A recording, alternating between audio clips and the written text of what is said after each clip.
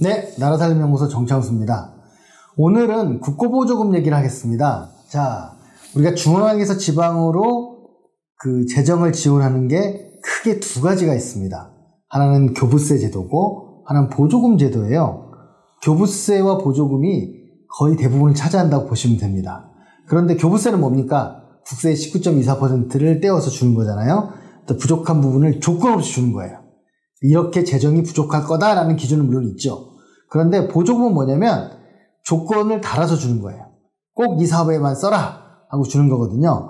그래서 특정한 사업에 지원을 합니다. 국고보조금을 주고 국고보조금이 광역을 거쳐 기초로 가기도 하고 기초로 직접 가기도 하고 그렇습니다. 물론 광역에서 주는 또 기초에 주는 광역보조금도 있습니다. 그래서 그 특정한 게 무엇이냐 했을 때 여러 가지 종류가 있게 되는 거죠. 우리가 이제 그 보조금이라는 거는 하는 지방자치단체에서 교부세는 원래 정해진 대로 받는 거니까 주는 대로 받는, 물론 그것도 분명히 제가 볼 때는 여러 가지 좀 노력하는 여하에 따라 조금 더 받을 수 있는데, 근데 이제 보조금 같은 경우에는 노력만이 그것을 이제 가능하게 하는 거기 때문에 그 보조금에 대해서 여러 가지 관심들이 많습니다. 그래서 지금 보조금 관련한 여러 가지 사이트도 많고, 뭐 그것만 또 열심히 해주는 여러 가지 컨설팅 업체도 있고 막 그러는데, 저는 오늘 보조금에 대해서 말씀을 드리겠습니다. 국고보조금 여러 종류가 있어요. 먼저 교부 목적에 따른 종류가 있습니다. 그래서 부담금, 교부금, 협의의 보조금 이런 게 있어요. 뭐냐면 부담금을 걷어주는 것에 대해서 주는 거라든가, 아니면 자치단체끼리 내지는 중앙정부에서 이런 사업에서 부담해 준다 해서 가는 그런 부담금 형식이 있고요. 교부금은 경비 일부를 지원하는 거고요. 협의의 보조금은 특정한 사업에 주는 것만 얘기를 하는 겁니다. 그 다음에 부담 방식에 따라서는 정률 보조금과 정액 보조금이 있어요. 이게 무슨 말이냐면 몇 %를 지원하는가가 정률 보조금이겠죠. 정액 보조금은 일정한 액수만 주는 거예요. 그래서 어떤 사업에 대해서 요 단가를 딱 정해가지고만 지원하는 이런 방법이 있어요. 그래서 보조금이 모든 게 비율대만 아니라는 거고요. 그 다음에 지원 내용에 따라서는 경상 보조금과 자본 보조금이 있어요. 우리 항상 경상, 자본 이런 말을 예산에서 많이 듣게 되실 텐데, 경상은 무슨 얘기냐면 돈으로 준다는 겁니다. 자본 보조는 돈이 아니라 토지라든가 시설이라든가 이런 걸로 주는 거예요.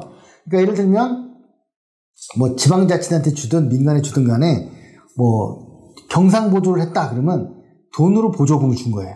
근데 자본 보조를 했다 그러면 예를 들어서 땅을 사는데 돈을 보태줬다거나, 아니면 시설을 설치할 때 그 공사비를 지원했다거나 이런 것들이죠. 그 다음이 교부 조건에 따라 특정 보조금과 포괄 보조금이 있습니다. 이거 뭐냐면 완전하게 특정한 사업에 주는 것이 특정 보조금이고요. 포괄 보조금은 조금 러프하게 이거는 농업 무슨 거에 관련돼만 써라. 옛날에 양여금이라는 제도가 이렇게 바뀐 건데요. 그런 어떤 규정의 차이가 있습니다. 그래서 이 국고보조금 관련해서는 그렇게 종류가 나눠진다는 거고요. 관련 법률이 굉장히 많습니다. 먼저 보조금 관리에 관한 법률이 있고요. 지방자치법이 있어서 그 안에 유임사무에 대한 국가부담 이런 걸 규정해 놨습니다. 지방재정법에는 보조금의 종류, 예산 신청 시에 행정안전부에 보고한다는 내용, 국가재정법에는 보조금 교부실적, 집행실적의 기획재정부에 대한 제출 의무 이런 게 나오고, 또 개별법에 모든 보조사업의 개별법에 보조의 근거, 비용의 국가부담 등 이런 게 돼 있습니다. 그래서 사실은 법률의 시행 세칙에 보조금 종류가 다 나와 있어요. 보조금이 갑자기 뜬금없이 등장하는 게 아니고 보조금은 전체로 관리합니다. 그래서 이제 보조금을 그러면 어떻게 운영하는가? 일단 종류를 봤으니까 운용 체계는 먼저 이제 보조금 예산을 편성합니다. 그래서 지방자치단체장은 중앙과세 장에게 해당 회계년도 4월 30일 이전까지 보조금 예산 계상을 신청해요. 그래서 신청을 한다는 거죠. 이제 지방자치단체에서 이런 보조금 필요합니다라는. 그러면 중앙관세장이 이걸 조정해가지고 기재부 장관한테 예산을 요구합니다. 지방자치단체 부담이 수반되는 경우에는 행안부 장관하고 또 협의를 하죠. 왜냐하면 당연히 대부분의 경우에는 지방자치단체 매칭 비용, 그러니까 결합되는 돈이 필요하기 때문에 행안부가 개입을 하게 되겠죠. 그래서 지방자치단체 보조금은 행안부의 힘이 굉장히 크다, 이렇게 보시면 되고요.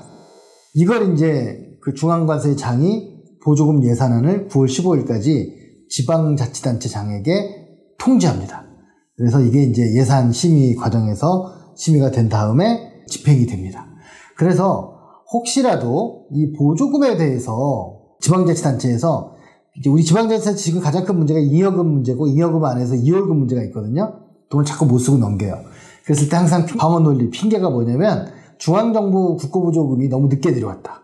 이런 핑계를 대거든요. 지금 제가 말씀드린 것처럼 아무리 늦어도 9월 15일까지는 지방자치단체장한테 통보를 해줘요. 보조금을. 그렇다면 지방자치단체장이 이걸 늦게 알아가지고 못했다 이 말은 성립이 안 되는 거고요. 최근에는 기재부가 그래 했고 돈을 줬는데 예를 들면 뭐 A라는 지방자치단체에 돈을 줬는데 예전에는 국토부가 줬다.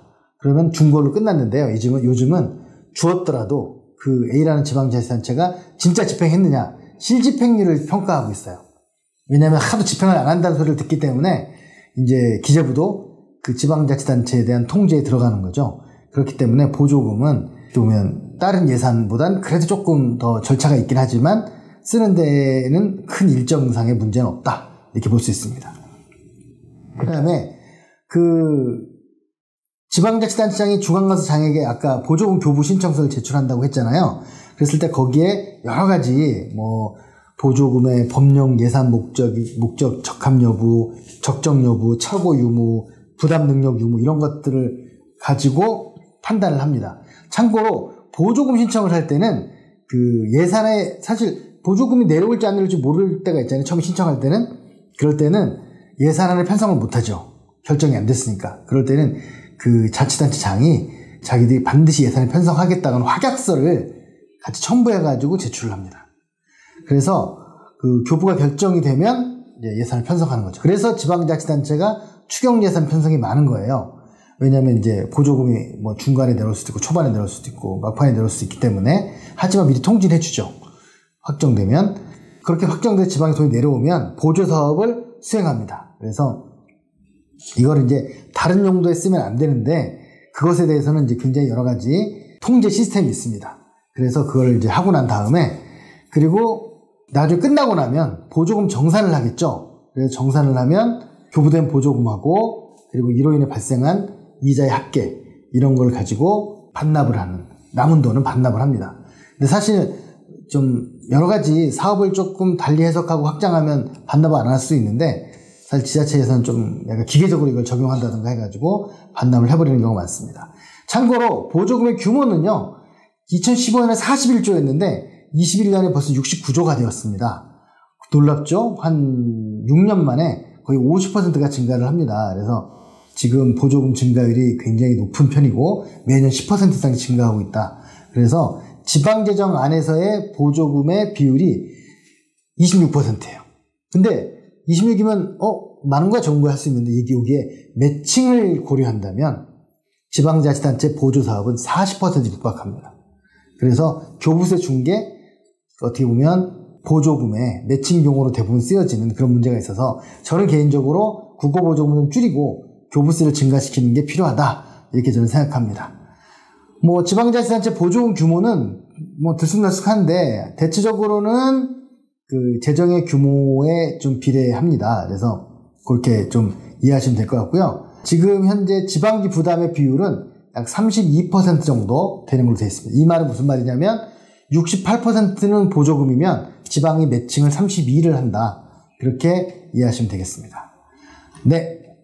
오늘은 이제 그 지방자치단체가 중앙정부로부터 받는 돈, 그 이전 수입이라고 합니다. 이거를. 크게 교부세 제도가 있고, 하나는 국고보조금 제도가 있다. 국고보조금 제도에 대해서 말씀드렸습니다. 마치겠습니다.